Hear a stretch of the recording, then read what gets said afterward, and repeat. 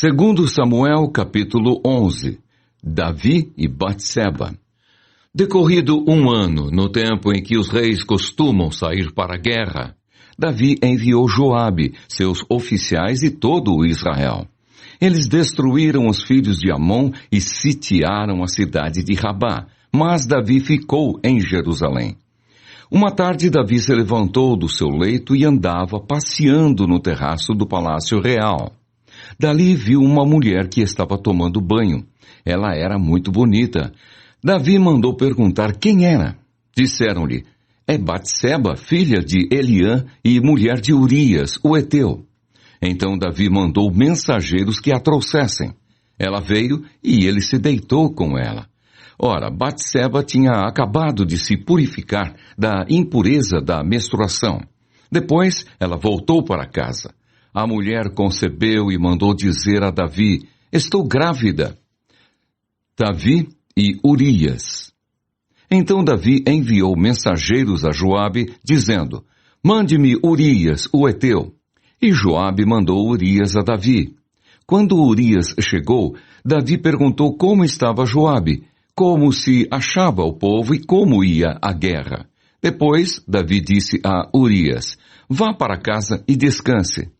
Urias saiu do palácio real e logo saiu atrás dele um presente do rei. Porém, Urias dormiu junto ao portão do palácio com todos os servos do seu senhor e não foi para casa. Relataram isso a Davi, dizendo, Urias não foi para casa.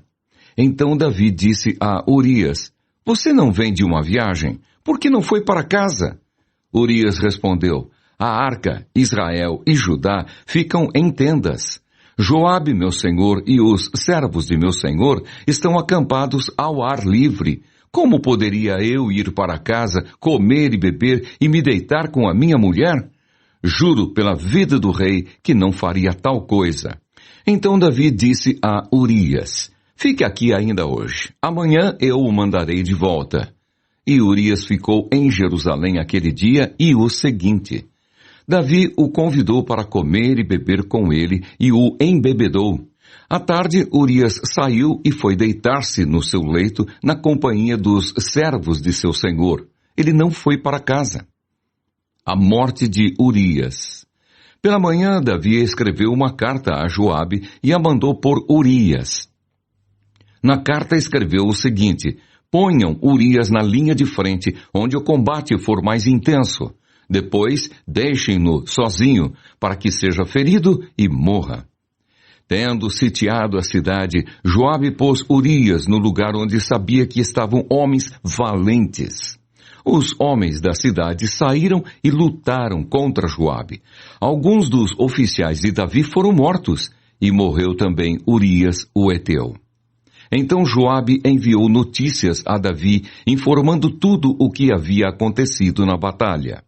Deu ordem ao mensageiro, dizendo, quando você terminar de contar ao rei os acontecimentos desta batalha, é possível que ele fique indignado e pergunte, por que vocês chegaram assim perto da cidade para lutar? Não sabiam que eles iriam atirar da muralha? Quem matou Abimeleque, filho de Jerubessete? Não foi uma mulher que do alto da muralha lançou sobre ele uma pedra de moinho e o matou em Tebes? Por que vocês chegaram tão perto da muralha? Então você dirá, também morreu o seu servo Urias, o heteu.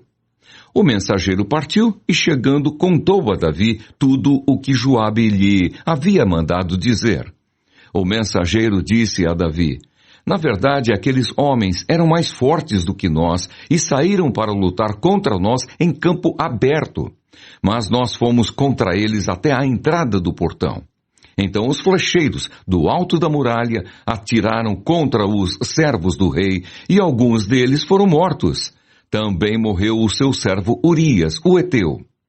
Davi respondeu ao mensageiro, diga a Joabe que não encare isso como um mal, porque a espada devora tanto este como aquele.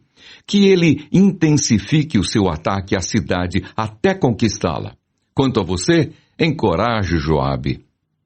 Davi casa com Batseba. Quando a mulher de Urias soube que o seu marido era morto, ela chorou por